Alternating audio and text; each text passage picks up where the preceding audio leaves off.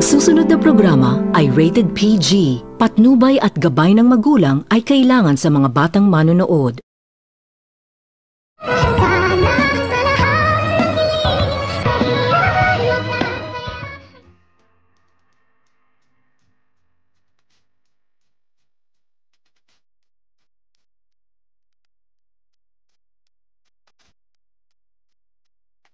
Tapos nitong mapansin ni Dr. Carlos na kanyang nakikita itong si Don Pepe sa kadahilanan na habang hinahanap nito ni Dr. Carlos itong si Don Pepe upang mapatunayan ni Dr. Carlos na buhay nga umano ito, ay agad naman din nitong tinawagan ni Dr. Carlos itong si Zoe at agad nitong tinanong ni Dr. Carlos kung gising na ba umano ang kanyang lulo sa kadahilanan na gulat naman din itong si Zoe sa kanyang naririnig galing sa bibig ng kanyang totoong daddy at agad naman din nitong sinabihan ni Zoe ang kanyang totoong daddy na nandoon umano sa Apex Medical Hospital ang kanyang lulo at hindi pa rin umano ito nagigising, kung kaya't agad naman din itong tinanong ni Zoe ang kanyang totoong daddy kung bakit umano nito hinahanap ng kanyang totoong daddy ang kanyang lulo. At dito agad naman din itong sinabi ni Dr. Carlos sa kanyang anak na nakita umano nito ni Dr. Carlos itong si Don Pepe na dumaan umano ito sa kanyang harapan at hindi umano pwedeng magkakamali itong si Dr. Carlos dahil si Don Pepe talaga umano ang kanyang nakikita, kung kaya't agad naman din itong tinanong ni Zoe ang kanyang totoong daddy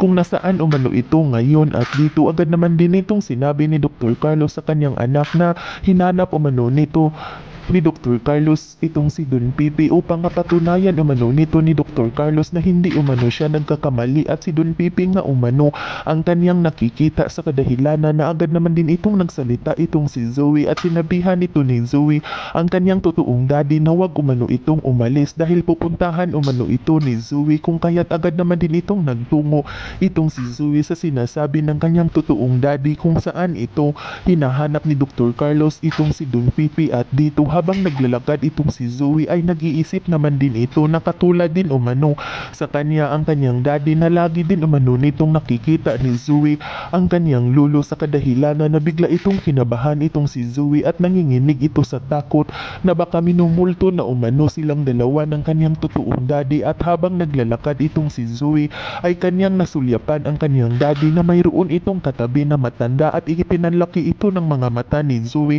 ng kanyang nakikita ang kanyang lulo na nagsasalita ito sa kanyang totoong daddy at dinuro-duro pa nito ni Don Pepe ang kanyang totoong daddy na kilala na umano nito ni Don Pepe kung sino umano ang totoong ama ni Zoe, kung kaya't hindi ito nakakibo itong si Zoe na nakatulala ito na nakatingin sa kanyang daddy na dinuro-duro ng kanyang lulo. At agad naman din itong nakapagsalita itong si Zoe na alam rin pala umano ng kanyang lulo kung sino umano ang kanyang totoong daddy. Yan ay ating aabangan sa susunod pa na pangyayari sa kaganapang ito ng abot kamay na pangarap. Huwag mong kalimutang isubscribe at i-hit ang notification bell ng aking channel